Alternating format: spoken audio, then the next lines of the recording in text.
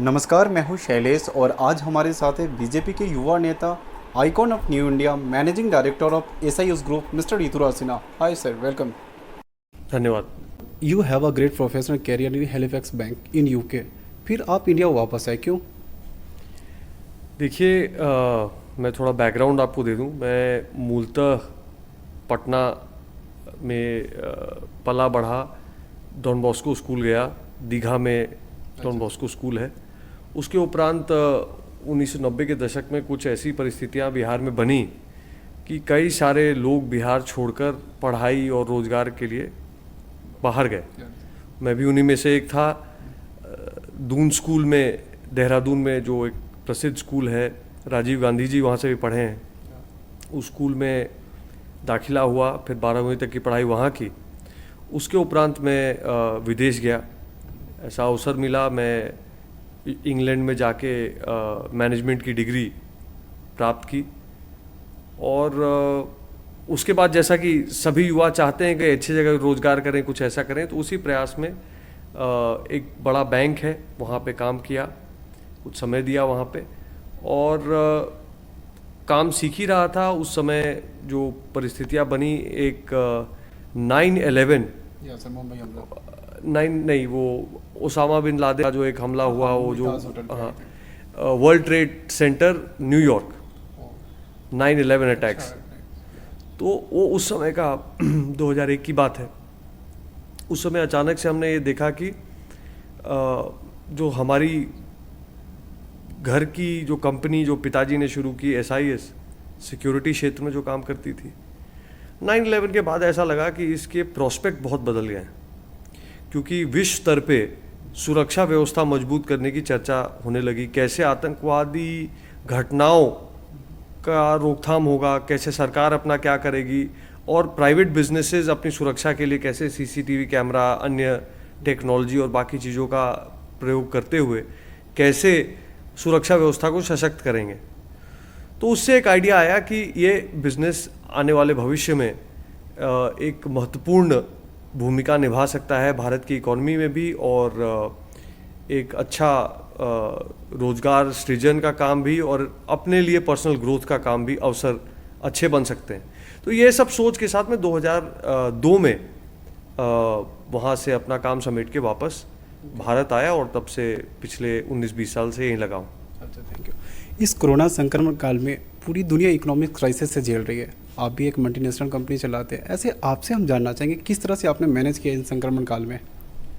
देखिए, ये कोरोना की जो विपदा है, ये आपदा, ये अभूतपूर्व है। ऐसा पिछले 100 वर्षों में स्पेनिश फ्लू एक 1918-1919 में हुआ, जिसने यूरोप में बहुत तबाही मचाई, विश्व स्तरीय तबाही मचाई। लेकिन उसके बाद ऐसी कोई घटना नहीं हुई जो एक इतना बड़ा बीमारी, एक महामारी पूरे विश्व को प्रभावित किया हो, ऐसा पिछले 100 साल के कालखंड में नहीं हुआ। और स्वाभाविक है कि इसका एक बहुत बड़ा प्रभाव हम सबके जीवन पे पड़ा, हमारे घरों पे पड़ा है, हमारे रोजगार पे पड़ा है, हमारे व्यवसाय पे पड़ा है, एसआईएस पे भी पड़ा है। पर इस दौरान, इस पूरे प्रकरण में एक बड़े एम्प्लॉयर के रूप में, आपको शायद ध्यान हो, एसआईएस ना केवल एक अंतर्राष्ट्रीय कंपनी है, एसआईएस भारत की टॉप 5 प्राइवेट सेक्टर एम्प्लॉयर भी है। यानी कि हम देश की 5 बड़ी रोजगारदाता कंपनियों में एक हैं। 2,30,000 हमारे कर्मचारी हैं, जो कि अपने आप में एक बड़ी संख्या है। अब ये 2,30,000 लोग किसी एक फैक्ट्री या 5 फैक्ट्री या 10 फैक्ट्री में नहीं, ये 2,30,000 लोग देश के 650 जिलों में और 20-21 हज़ार अलग अलग कस्टमर्स के यहाँ, किसी फैक्ट्री, होटल, हॉस्पिटल के बाहर तैनात हैं, और सुरक्षा का काम, और हाइजीन, सैनिटेशन, फैसिलिटी मैनेजमेंट का काम, कैश वैन का काम, एटीएम तक पैसा पहुँचाने का काम ये लोग करते हैं। तो सबसे प्रचंड जो समस्या आई वो ये है कि एक तो ये एसेंशियल सर्विस है, तो ये आप बंद करके वर्क फ्रॉम होम कर नहीं सकते, और दूसरा कि 2,30,000 लोग अगर सड़क पे लगेंगे, काम करेंगे, ये सारी चैलेंज आएगी, तो कहीं ना कहीं उनके बचाव की जिम्मेदारी भी लेनी है। तो इसको देखते हुए हम लोगों ने काफ़ी तैयारी की, ट्रेनिंग वगैरह, पीपीई की सप्लाई, अन्य सारी चीज़ों के ऊपर हम लोगों ने ध्यान दिया। पर एक हमारे हीरोज़ कोरोना वेलफेयर फंड भी डिक्लेयर किया, जिसके तहत हमने घोषणा की कि अगर किसी को कोरोना होता है तो उसको तत्काल 72 घंटे के अंदर 10,000 रुपये की राशि अपने दवा के लिए और अपने खान पान की व्यवस्था करने के लिए तत्काल उपलब्ध कराई जाएगी, क्योंकि 14 दिन फिर आप क्वारंटाइन में आप अपना स्वास्थ्य करेंगे। दूसरा, हमने राहत कार्य के रूप में हॉस्पिटल की व्यवस्था पूरे देश में सभी बड़े राज्यों में हमारे जो ब्रांच चलते हैं, अपने लोगों की देखभाल, अगर किसी की तबीयत गड़बड़ हुई ज़्यादा तो उसको तत्काल अस्पताल कैसे पहुंचाया जाए उसकी चिंता हम लोगों ने टाई अप की। तीसरा, अगर किसी की इस कोरोना से क्षति हो, किसी की जान जाने की परिस्थिति हो, तो SIS ने एक वेलफेयर फंड जो डिक्लेयर किया, उसके माध्यम से सर्विस लेंथ के हिसाब से 3 से 5 लाख तक की राशि और एक रोजगार हमने डिक्लेयर किया। और ये एक अजीब कह सकते हैं, एक बहुत बड़ा उदाहरण कह सकते हैं कि हमारे जो कर्मचारी हैं, कहीं ना कहीं उनमें भी एक जज्बा जागा कि अब देश को ज़रूरत है। डॉक्टर और नर्स से अस्पताल नहीं चलता है, वहाँ पे कहीं ना कहीं आपको हेल्पिंग हैंड स्टाफ भी चाहिए, वो सुरक्षा की व्यवस्था में हो या सफाई की व्यवस्था में हो। उसी तरह कोई सरकारी संस्था, कोई फार्मा कंपनी, मैन्युफैक्चरिंग, कुछ भी बिना इनके चलना संभव नहीं है। और भारत सरकार ने भी इसको एसेंशियल सर्विस का दर्जा दिया। तो हमारे लोगों ने जज्बा दिखाया और डट के काम किया, बिना डरे काम किया। हमने अपने तरफ से पूरा प्रयास किया कि उनकी जान माल की सुरक्षा की जा सके। और आपको जान के इस बात की खुशी होगी कि हमने करीबन इसमें 8 साढ़े 8 करोड़ का फंड जो है अभी तक हम बांट चुके हैं, अगर किसी को कोरोना हुआ। लेकिन कुल मिला के अगर बात देखें तो ये लोगों की जो कर्मठता है, समर्पण है, देश के प्रति भावना है, उस माध्यम से लोगों ने काम किया पूरे कोरोना काल में। और मुझे गर्व है कि आज SIS के 2,30,000 कर्मचारियों में सब के सब जो ड्यूटी पे आज उपलब्ध हैं, 2 लाख से अधिक लोग ड्यूटी पे उपलब्ध हैं। 10-12 हज़ार हमेशा छुट्टी वगैरह पे रहते हैं। जितने लोग ड्यूटी पे उपलब्ध हैं, सबको फर्स्ट डोज वैक्सीन लग चुका है और करीबन 14% लोगों को सेकेंड डोज वैक्सीन भी लग चुका है। और हमारा लक्ष्य है कि भारत सरकार की, प्रधानमंत्री मोदी जी की जो फ्री वैक्सीन की योजना आई है, उसका पूर्णतः लाभ लेते हुए हम 30 सितंबर के अंदर अंदर अपने सारे कर्मचारियों को कोरोना का वैक्सीन, कोरोना से कवच देने का एक तरह का काम करने का हमने योजना बनाया है। और कुल मिला के इस अभूतपूर्व काल में हमने न केवल देश की सेवा की है, पर साथ में जो आम नागरिक का जज्बा है इस देश के प्रति, वो भी उभर के सामने आया। कोरोना काल में SIS के योगदान को कोई इग्नोर नहीं कर सकता। जिस तरीके से कोविड वॉरियर बन के देश की सेवा की, उसकी हर जगह तारीफ हो रही है। प्रधानमंत्री तो खुले तौर पे आपकी तारीफ कर चुके हैं। How did you manage all thing during the corona period? देखिए, जैसे मैंने बताया, हमारे प्रधानमंत्री जी ने आम साधारण से साधारण काम करने वाले लोगों को सम्मान देने का काम किया है।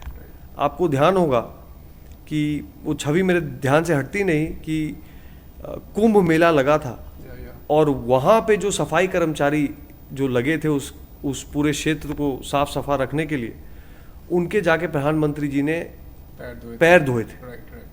तो प्रधानमंत्री जी का स्वभाव है कि जो एक सरल से सरल, सहज से सहज काम करने वाले लोग हैं, उनको सम्मान और प्रतिष्ठा कैसे मिले, उनको प्रोत्साहन कैसे मिले। इसी दृष्टिकोण से एक मैं भी चौकीदार कैंपेन 2019 के चुनाव में काफ़ी प्रचलित हुआ।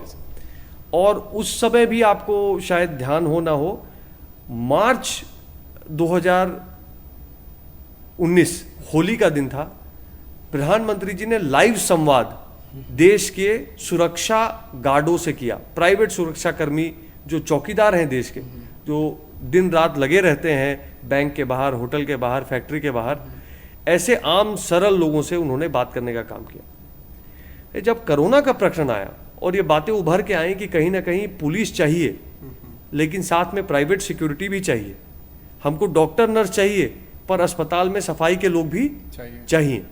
तो प्रधानमंत्री जी ने एक आह्वान किया कि एसेंशियल सर्विसेज आगे बढ़ के अपना योगदान करें, और मैं प्राइवेट सिक्योरिटी सेक्टर, जिसमें कि लगभग 52 लाख लोग, 52 लाख प्रोविडेंट फंड रजिस्टर्ड लोग काम करते हैं, एक बहुत बड़ा समूह, इस इंडस्ट्री का नेतृत्व करने का दायित्व मेरे पास है 2014 से ही।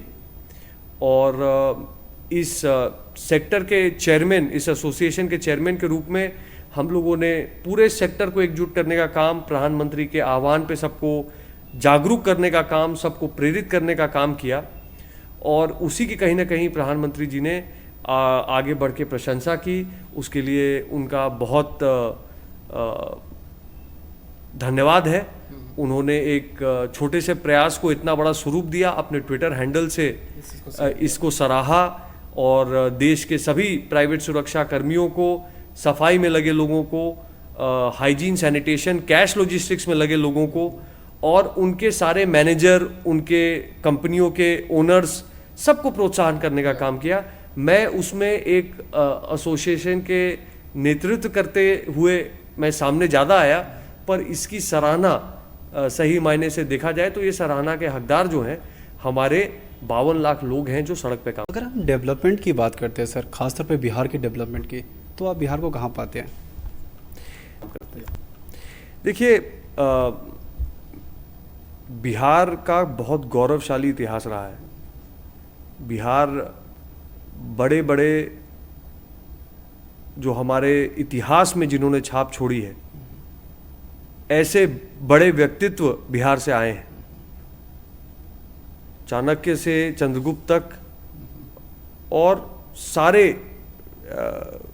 डॉक्टर राजेंद्र प्रसाद जी से लेके सारे ऐसे बड़े बड़े जयप्रकाश नारायण जी जैसे लोग बिहार की भूमि से आए हैं। लेकिन आज कहीं ना कहीं ऐसा लगता है, और मेरे ख्याल से ये जो मेरे मन में बात है, जो कष्ट है, वो शायद हर एक बिहारी युवा के मन में कहीं ना कहीं है कि हमारा प्रदेश उस तरह से तरक्की नहीं कर पाया जिस तरह से हम बेंगलोर जाके देखते हैं, या पूना जाके देखते हैं, या हम अन्य ऐसे बड़े मेट्रो देखते हैं। अब तो खैर लखनऊ से भी अगर तुलना करें और ऐसे अन्य स्टेट कैपिटल से तुलना करें, तो लगता है कि कहीं ना कहीं हमारे राज्य में और अभी बहुत ज़रूरत है डेवलपमेंट होने की, और हमारे पास चैलेंजेस हैं। देखिए, बिहार की आबादी 12 करोड़ के ऊपर है, जिसमें से 6 करोड़, आधी आबादी बिलो पॉवर्टी लाइन है। देश में अधिकतम गरीबी हमारे राज्य में है।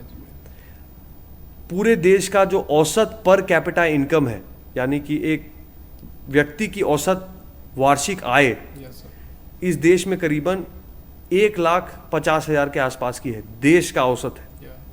बिहार अभी 50,000 यानी 1/3 भी नहीं है। तो कहीं ना कहीं एक पर कैपिटा इनकम के रूप से लेंगे, या हम एक यूनाइटेड नेशन डेवलपमेंट इंडेक्स निकालता है UNDP, जिसका नाम है ह्यूमन डेवलपमेंट इंडेक्स, जिसमें कि किसी भी राज्य के या स्थान की एजुकेशन की सुविधा, मेडिकल की सुविधा, रोजगार की सुविधा, आय, अन्य विषयों को जोड़ के एक इंडेक्स निकाला जाता है कि इस राज्य में क्या, इस देश में क्या तरक्की का स्तर है। आज भी हमारा राज्य उस रैंकिंग में देश में सबसे नीचे है। तो कहीं ना कहीं ऐसा लगता है कि हमारे राज्य में पिछले 15-1 साल में काफ़ी काम हुआ है। 2005 की तुलना करें तो 2020 में बिहार काफ़ी आगे बढ़ा है, लेकिन जितना बढ़ा है उतना ही बढ़ने की आवश्यकता और स्कोप आगे भी है। और मैं तो हमेशा ये बात रखता हूँ कि हमको सिर्फ डेवलपमेंट को सरकार से जोड़ के नहीं देखना चाहिए। अगर बेंगलोर बना तो सिर्फ सरकार के कारण नहीं, हैदराबाद बना तो वहाँ की सिर्फ सरकार की भूमिका नहीं।